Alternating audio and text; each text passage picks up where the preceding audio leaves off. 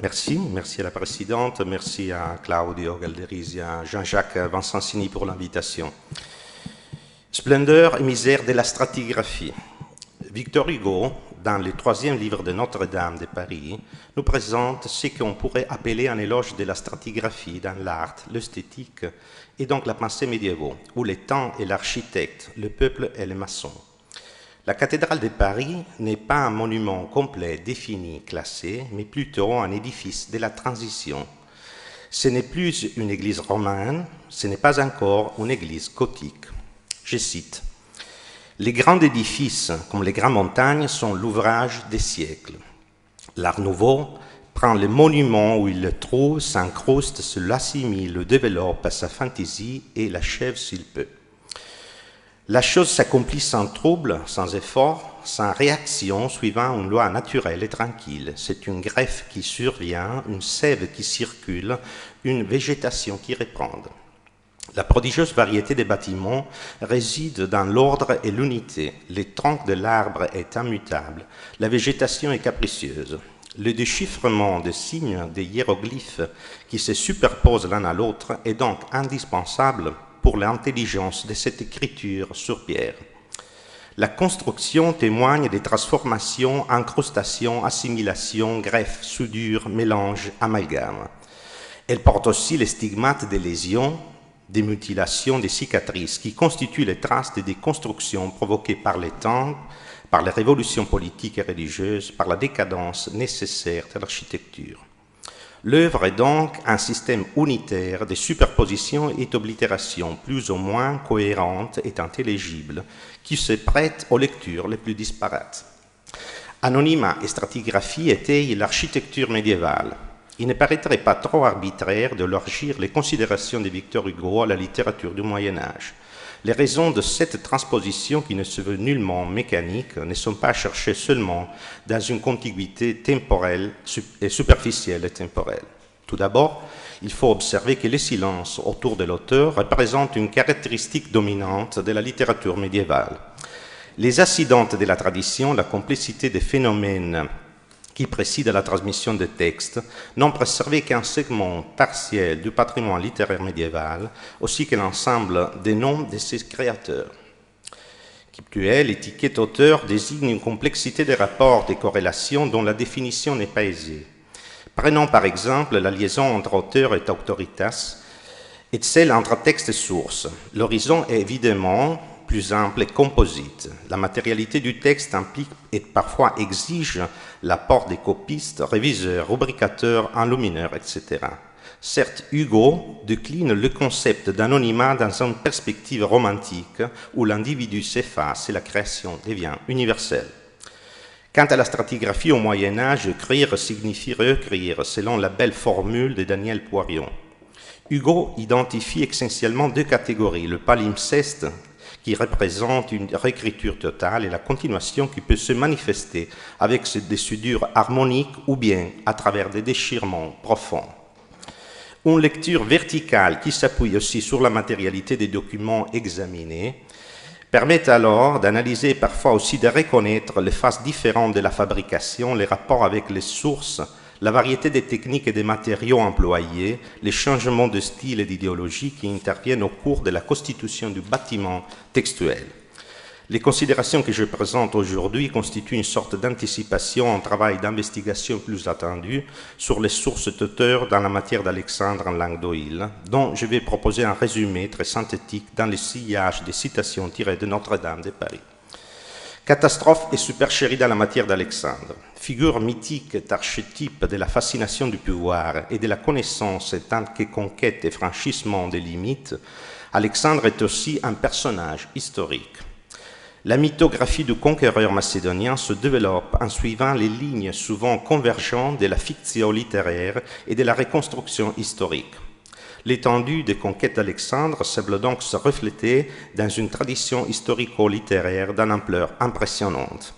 Il faut tout d'abord observer que le roman d'Alexandre en ancien français est l'expression d'un ensemble de voix, exactement comme son correspondant grec attribué au pseudo-Callisthène.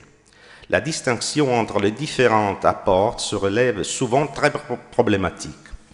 La reconstruction fournie par la critique philologique et littéraire fixe le texte dans une édition Vulgata qui ne correspond qu'à une hypothèse de travail, c'est-à-dire à une des histoires possibles. La tradition, quant à elle, nous donne des noms, pour la plupart des Flatus Vocis. Alberich von Pisinzo, à travers les Pfaffé Lamprecht, Eustache, Lambert, Alexandre de Paris ou de Bernay et Pierre de Saint-Cloud. Si la cathédrale composite de Notre-Dame est parmi les vieilles églises de Paris centrale et génératrice, l'Alexandre d'Albéric, suspendu entre éposse et roman, engendre le mythe du héros macédonien dans la littérature française médiévale, en se rattachant aux traditions gréco-latines séculaires. Les fragments, sans nom d'auteur mais attribuables à Albéric, est transmis par le manuscrit de Florence, Bibliotheca Medici Laurentiana, Plutio 64-35. Le codex contient les Historia Alexandri Magni Macedonis de Kant Kurs. Le texte est copié par deux mains différentes. Ici, vous avez la deuxième. Se compose de 105 octosyllabes distribués en 15 lasses rimées avec un nombre variable de vers. Il raconte la naissance et l'éducation du héros macédonien et il est presque toujours considéré par la critique comme un fragment, mais il n'est pas acéphale et il ne présente aucune lacune ni à l'intérieur ni à la fin. Fondation et fondement du mythe d'Alexandre en langue vernaculaire résiderait alors dans l'inachèvement, principe fondamental pour les écrits à venir.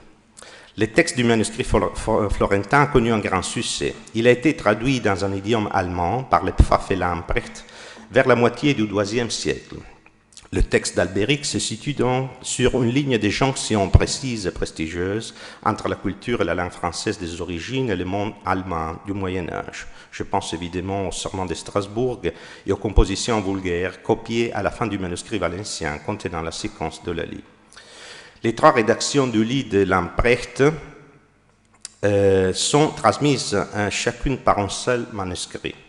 L'auteur est nommé, vous avez ici Lamprecht, l'écriture d'un manuscrit, l'auteur est nommé dans la rédaction du manuscrit de Foraou de Strasbourg, qui nous consigne aussi le nom de l'auteur du fragment florentin. Les critiques pensent que la version de Foraou est la plus fidèle à l'original. Le modèle utilisé par Foraou est donc différent par rapport au texte roman que nous connaissons, 1533 vers, l'un, 105 l'autre. La traduction de Lamprecht pour les segments qui résultent comparables est fidèle dans l'ensemble. Les 105 vers d'Albéric correspondent à 199 vers de Foraou. L'amplification est due à des répétitions avec variation et à des interpolations des passages bibliques. Si la version fournie par Lamprecht est fidèle au texte d'Albéric, esprit et idéologie changent radicalement. Le texte romain présente une glorification absolue du macédonien, devenu un héros courtois en tant qu'exemplum de l'antiquitas qui s'oppose à la vanitas, tandis que le rôle joué par Alexandre dans le texte allemand est fonctionnel en vision théologique de l'histoire. Autrement dit, l'Alexandre de Lamprecht devient aussi la démonstration de la vanitas, de tout ce qui ne se situe pas dans la grâce providentielle de Dieu. L'Alexandre d'Albéric est sans aucun doute le modèle de Lamprecht, mais il s'agit d'une source idéologiquement réinterprétée, repositionnée dans un contexte matériel, culturel et linguistique complètement différent. Dans ces cas, la catastrophe, l'absence du nom de l'auteur dans la source, est évitée grâce à la traduction. Mais la version se configure aussi comme une sorte de supercherie en bouleversant la structure idéologique de son modèle. La source déclarée. Si l'on examine n'importe quelle définition du roman d'Alexandre dans les manuels ou dans les répertoires, elles nous paraissent toutes extrêmement claires. Titre roman d'Alexandre, auteur Alexandre de Paris, division en 4 branches. Première, remaniement du texte en décasyllabes. Deuxième, adaptation de l'affaire de Gadre, composée par Eustache. Troisième, reprise du texte de Lambert Litorte. Quatrième, Mort Alexandre, attribué à Alexandre de Paris à Pierre de Saint-Cloud. Alexandre de Paris est considéré par la critique comme le remanieur principal du roman d'Alexandre. La forme définitive avec l'intégration et l'harmonisation des différentes œuvres, l'écriture des vers et raccordements, la disposition des branches dans l'ordre transmis par plusieurs manuscrits, la traduction en alexandrin de l'Alexandre décasyllabique et la rédaction de la 4e branche, avec l'incorporation ou la réécriture du texte de Pierre de Saint-Cloud, sont communément attribués à Alexandre de Paris. Je ne peux aujourd'hui que vous annoncer le résultat de mon travail d'investigation. 1. Les titres roman d'Alexandre est très probablement impropre. Il faudrait plutôt utiliser la formule estuaire selon ce que le texte nous dit. 2. Je crois que l'attribution à Alexandre de Paris du roman d'Alexandre soit au moins incorrecte. On ne peut pas établir l'incidence qualitative et quantitative de l'apport d'Alexandre dans l'opération de soudure ou réécriture du texte. 3. Eustache et Lambert Littore ne sont que des flatus vocis. Rien d'eux, en dehors du roman d'Alexandre, a survécu dans la tradition. La mission de Pierre de Saint-Cloud, quant à elle, se trouve dans une laisse interpolée. 4. La division en branches, une invention de l'indispensable Paul Meillet, n'est pas du tout visible dans les manuscrits. Comme l'observe Kate Busby, the Armstrong team have indeed deconstructed the manuscript corpus in order to reconstruct a text which does not survive in any of surviving medieval copies, and which may not ever have existed. Même si la source est déclarée ouvertement, comme dans ces cas, il reste des problèmes à résoudre. Je pense que pour une analyse correcte, il faudra se pencher sur les manuscrits, tous les manuscrits, bien sûr, en étudiant aussi les caractéristiques formelles de chaque témoin. L'étopos du livre source est une stratégie rhétorique qui permet à l'auteur de souligner la véridicité de son histoire. Il présente différents degrés d'acclimatation dans les textes. On part de déclarations, lettres, témoignages rédigés par Alexandre lui-même, pour arriver aux simples déclarations stéréotypées qui ne constituent dans la plupart des cas qu'une sorte de cheville. Plutarque et Terrien nous parlent par l'exemple du journal intime d'Alexandre, excellent témoignage de la légende. Olympias, dans le roman d'Alexandre en français, envoie une charte à son fils que l'auteur déclare traduire mot à mot. Quant au niveau le plus élémentaire, l'étopos du livre source se présente avec des modalités différentes. Il y a la petitio autoritatis, comme Salomon, ou la structure qu'on peut nommer classique.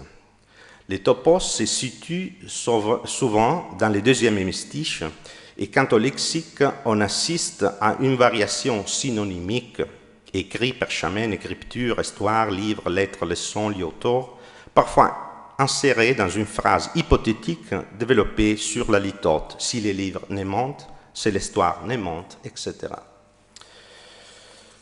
Venons maintenant très rapidement au cas où l'auteur met en discussion l'autorité de ses sources. Prenons par exemple Kant Kurs avec ses Historia Alexandri Magni Macedonis, un des premiers textes en latin qui transmet les gestes du Macédonien. L'œuvre ne propose pas un portrait tout le jeu du roi des rois. Alexandre est courageux, bien sûr, généreux, clément, dévot, selon les préceptes imposés par la tradition, mais il est aussi atroce, immodérément adonné à la boisson, hautain et irascible. Il est enfin un héros de la démesure. Kant Kurs parle principalement des conquêtes et des batailles, sans se livrer au sacre, au surnaturel et au fantastique. Dans la chronique des merveilles d'Inde, l'historien latin montre un esprit critique remarquable par rapport à ses sources. Même s'il doute la véridicité de certaines affirmations, il préfère toutefois ne pas les éliminer.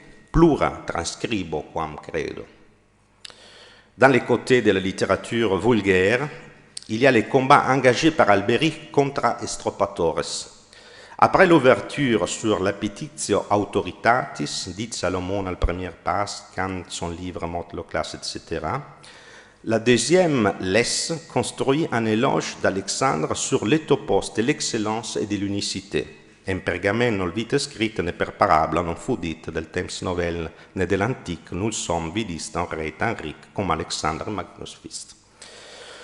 La première opposition est celle entre la sacralité du livre de Salomon et la vanitas humaine, pergamène et parable. Le parallélisme sert à souligner la grandeur du héros chanté à travers la via negationis. Nous avons la source écrite, pergamène, l'oralité, parable dite, et la visio directe, fidiste.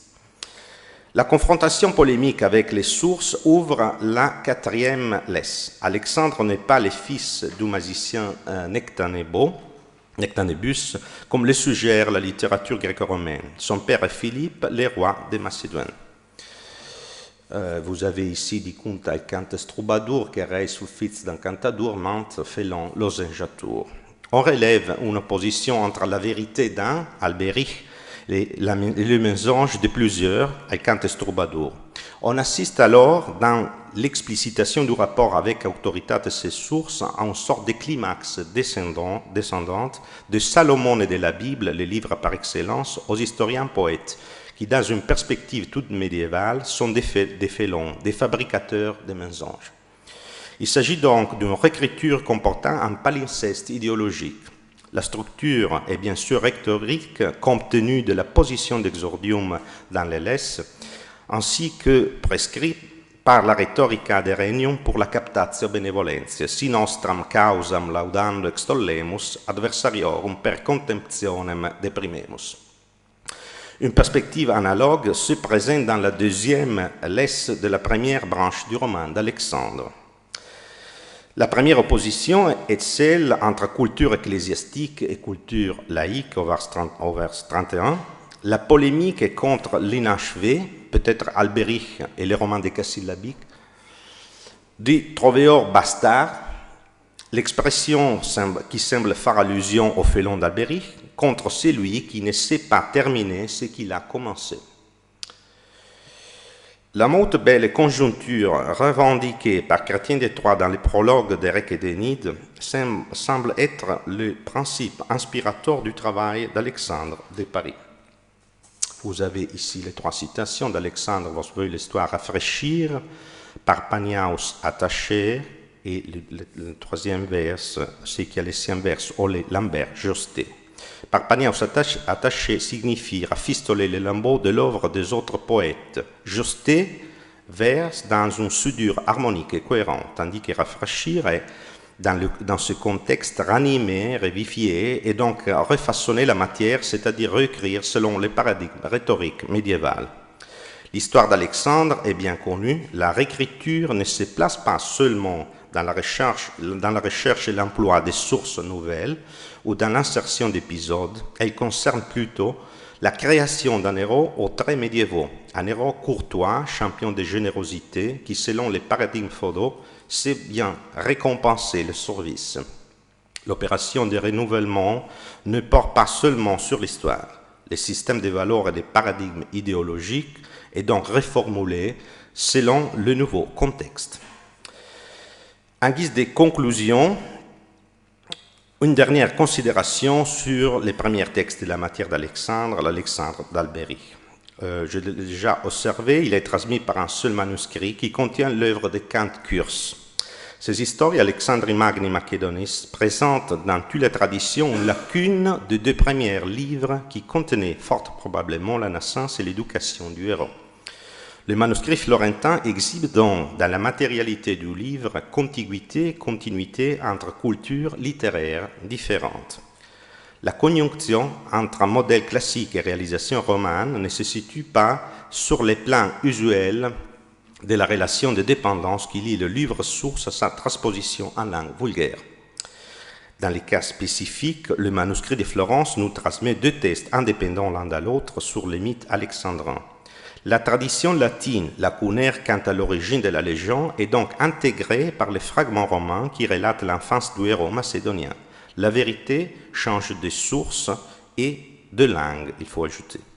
Cette opération a été mise à point par un copiste pour le moins entreprenant qui, avec la transcription du fragment en langue vulgaire, va créer de fait un nouveau roman d'Alexandre dans l'unicité du codex florentin, où le rapprochement du latin et du roman est expression à l'aube du XIIe siècle d'une nouvelle conscience linguistique, littéraire et culturelle.